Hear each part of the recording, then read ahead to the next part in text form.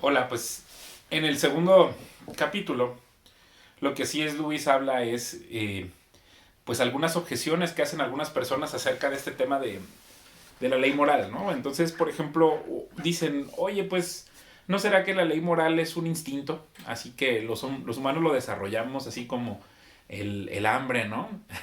O, por ejemplo, el instinto de dormir, o el instinto de que me gusta una mujer y quiero estar con ella, o el instinto maternal, ¿no?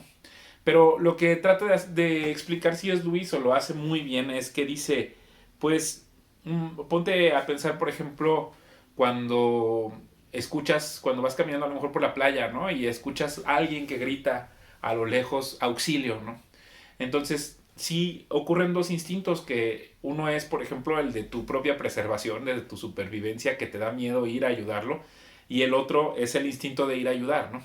Pero finalmente él dice, pues, aunque tengas estos dos impulsos de ayudar y de cuidarte a ti mismo, sí hay dentro de ti algo que te dice que vale la pena que arriesgues tu integridad física por ir a salvar a otra persona, aunque sea un desconocido. Y entonces dice, ese imperativo es el de la ley moral, porque nos obliga a los humanos a hacer lo correcto, ¿no? O sea, ante dos circunstancias donde una mmm, es, por ejemplo, hacer corrupción, ¿no? Y tú dices, si hago la corrupción para que avance mi negocio o mi proyecto o mi construcción, o no lo hago, aunque hagas tú la otra, siempre vas a entender que lo que estás haciendo está mal, ¿no? Entonces, él es lo que él trata de decir, que existe algo que nos hace regular nuestros impulsos, y no dice, oye, está mal que tengas el impulso sexual, o está mal que tengas el impulso de comer, el instinto de satisfacerte. Simplemente hay algo que nos hace moderarlo para que sea llevado a cabo de la manera adecuada, ¿no? Porque también imagínate que le des rienda suelta a tu instinto de comer demasiado, entonces a lo mejor te haces daño a tu propio cuerpo y en lugar de alimentarlo te estás haciendo daño. Entonces hay algo que te detiene para que frenes ese soltar tus instintos para que vayan al máximo, ¿no? O sea, sabes que si haces algo que está mal va a haber ciertas consecuencias. Y entonces ese es el tipo de demostraciones de que no se trata de un instinto, digamos, esta ley moral de hacer el bien y el mal, ¿no? Y otra objeción es que dicen, bueno, esta ley moral en realidad es una convención social porque la aprendemos de nuestros padres. Porque cuando somos niños nos dicen, no hagas esto, no hagas lo otro, pórtate bien, pórtate mal. Entonces dicen, entonces seguramente es una convención social que fuimos aprendiendo y que se multiplica por toda la sociedad, ¿no?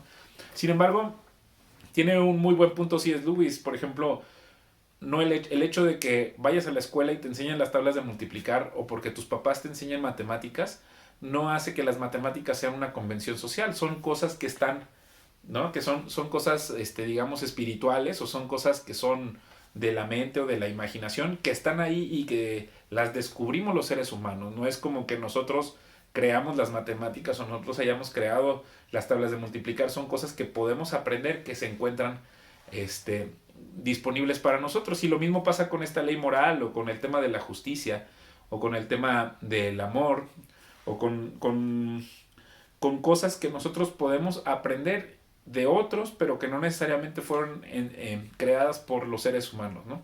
Y finalmente otra objeción es, por ejemplo, cuando, digamos, los estatutos morales van progresando, ¿no? Porque alguien inserta innovaciones para darse cuenta que ciertas cosas a lo mejor eran moralmente o no moralmente correctas, pero que no son necesariamente útiles para el progreso de la humanidad. Pero, sin embargo, él también tiene un gran punto ahí. Dice, si hay un juego de normas morales que funcionaban en una sociedad de una manera, y entra un innovador y plantea que estos son mejores que los anteriores, ¿contra qué está comparando estos nuevos juegos de reglas morales para determinar que estas son mejores que las otras?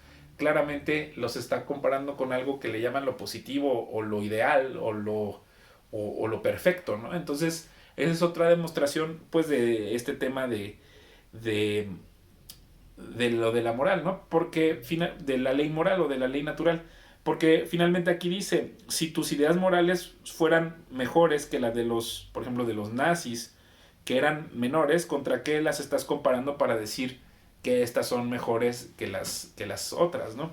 Entonces tiene que haber necesariamente algo que sea verdaderamente verdadero o buenamente bueno, ¿no? Y tiene que haber algo que sea malamente malo para que sepas que tienes que progresar de este juego de reglas morales a este otro juego de reglas morales, ¿no?